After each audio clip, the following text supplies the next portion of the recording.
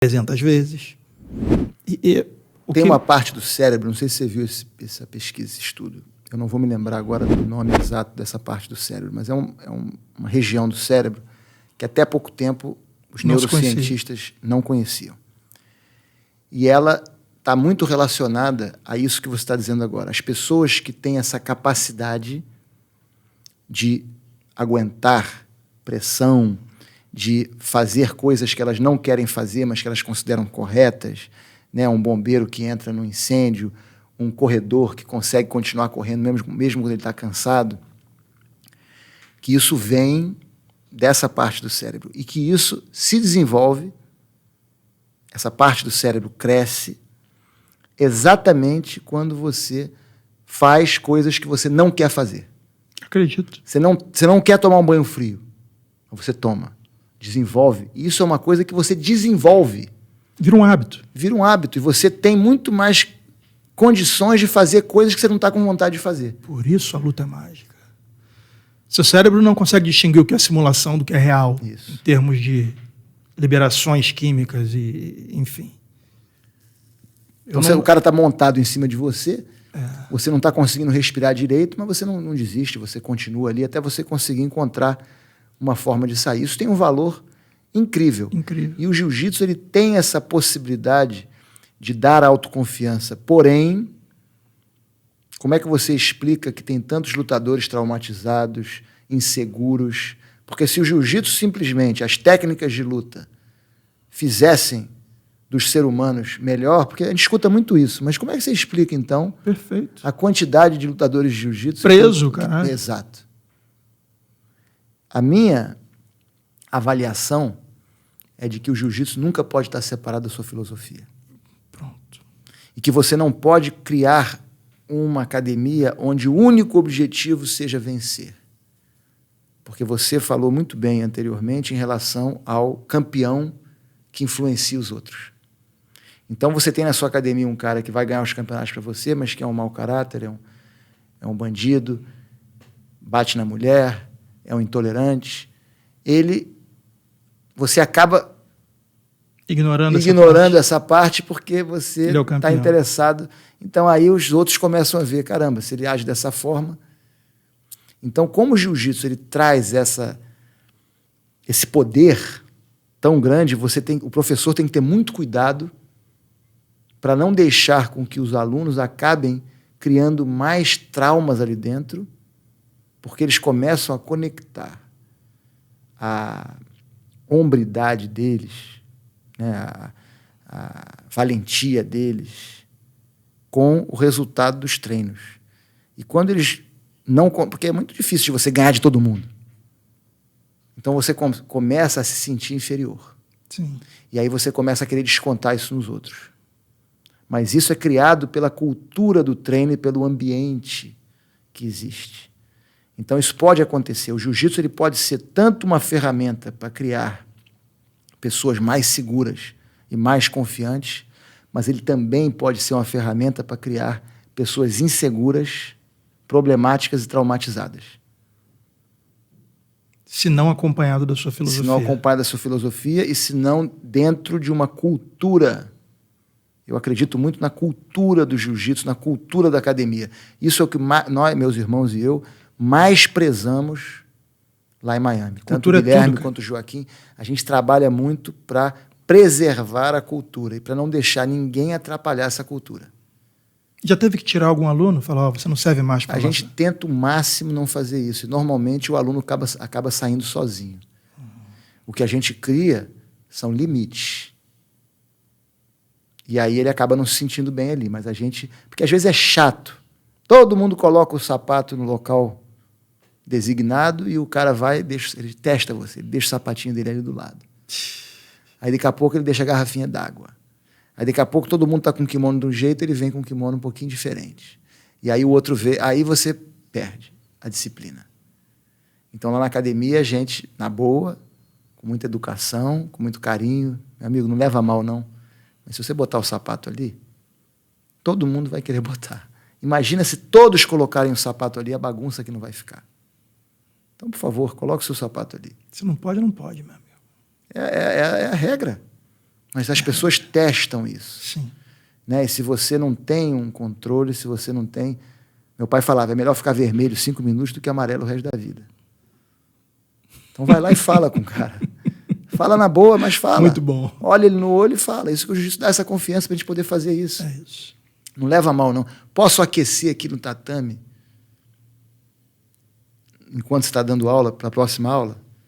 Me desculpe, eu acho importante você aquecer, mas não durante a aula, porque você vai tirar a atenção da aula. Eu estou dando uma aula explicando e você de costas para o que eu estou explicando, se alongando, enquanto todos os alunos estão em pé prestando atenção no que eu estou fazendo, não pega bem. Muito bom. Então, eu preferiria que você esperasse fora e na hora que a aula começar, você entra. Então, são coisas que nós temos lá na nossa academia, na Valente Brothers, que são um pouco diferentes. Às vezes as pessoas estranham quando chegam lá, mas que nós acreditamos que são importantes para criar uma cultura positiva que atraia pessoas que já na sua vida buscam o que vocês estão esse caminho e também afastar aqueles que não estão interessados ou preparados para aquele ambiente. Cultura é interessante, né, cara? Porque a cultura, ela existe. Ela independe da sua vontade. Cultura ou é a sua ou alguma será criada. Falando aqui de qualquer pessoa que estabeleça um serviço prestado a outras pessoas ou que empreguem pessoas. A cultura vai existir. Isso eu aprendi nas empresas por onde eu passei. Então, jiu-jitsu, num determinado momento, não tinha cultura. Existiu a cultura do surf, que eram os praticantes, todos praticavam surf, entrou no tatame. É o que você falou, há um vácuo. A cultura vai entrar, e aí, seja ela qual for. Alguma coisa vai entrar ali. E entrou a cultura do surf. Não estou aqui fazendo juízo de valor em relação a isso, eu gosto muito do surf como esporte. Mas por que a cultura do surf? Por que você foi numa aula de judô? Você viu ali a cultura oriental. Total. A cultura da Ásia, a cultura do Japão, o comprimento. Por que o lutador de jiu-jitsu ele tira foto fazendo o símbolo de hang loose? Porque não havia cultura alguma num determinado momento de transição do jiu-jitsu e a cultura que entrou, porque, como você disse, vai entrar alguma cultura. Vai entrar alguma cultura. Entrou a cultura do surf. Não tem a menor dúvida. Se você é empresário e estiver ouvindo a gente, seja você quem for, se não estabelecer uma cultura vinda de você, sendo você o responsável pelo ambiente, alguma vai... Cara, mas isso é tão verdadeiro, meu irmão, que você acabou de dar um exemplo maravilhoso aqui. Não há vácuo no poder, e cultura é poder. Isso. A partir do momento que a sua cultura está empregada naquele lugar, as coisas vão fluir, porque o cara que sai do fluxo, o nome já diz, ele está fora do fluxo, ele vai se perder. Não vai conseguir ficar. Gostei muito dessa... Como é que você falou? A cultura é poder. Cultura é poder. Isso aí. Como no poder não há vácuo, algo vai chegar ali. Poder se toma, não tem... Muito interessante isso. Cultura é poder. Mas cara. E talvez seja o maior dos poderes. Você quer ver uma coisa que me chamava muito a atenção? Assim que eu entrei no banco, isso tem 20 anos, antigamente se fazia a compensação, que era todo mundo que chegava, via Pedro correntista, até meio-dia tem que compensar as coisas que vencem no dia da sua carteira de cliente. Cara, a cultura daquilo era tão forte que o pior colaborador da empresa não deixava aquilo passar. Porque é como se você não cobrasse na data do vencimento o que Pedro deve. O pior funcionário fazia aquilo, porque aquilo era cultura. Outras coisas muito mais importantes, Pedro, que faziam aquilo ali parecer brincadeira de criança, não eram feitas.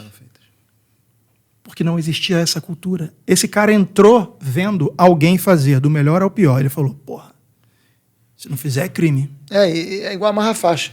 Todo mundo amarra a faixa certa. É isso. É cultura. Que é uma coisa menos importante. Ninguém mete o helicóptero e fica bem, porque vai falar, que porra é essa, bicho? Cara, tem algo errado. É uma cultura e não precisa nem ser muito dita. A pessoa aprende. Isso. Sabe que nós, anteriormente, não utilizávamos certos rituais japoneses nas aulas, porque não era a cultura do Brasil. Mas nós entendemos que, como não havia cultura, e como você disse, ia entrar alguma, a gente preferiu colocar essa que para... Maravilhoso. A gente acredita, porque o Hélio Gracie dava aula individual, então não tinha uma cultura de aula coletiva. Né? Lá no Rio tinha aula coletiva, mas não havia uma cultura específica. E nós sabíamos a importância de desenvolver uma cultura. Então não é que nós chegamos e dissemos para todos, olha, a partir de hoje todos vão ter que fazer o cumprimento com a cabeça antes de entrar no ringue. Não. A gente simplesmente permitiu que alguns que vinham de outras artes marciais fizessem. E a gente começou a fazer também. Uau! E aí, é igual, porque eu sempre falo, as mudanças não podem ser feitas de forma muito rápida, é igual um navio, quando ele vira. Então, eu falei, porque aí vai ter resistência.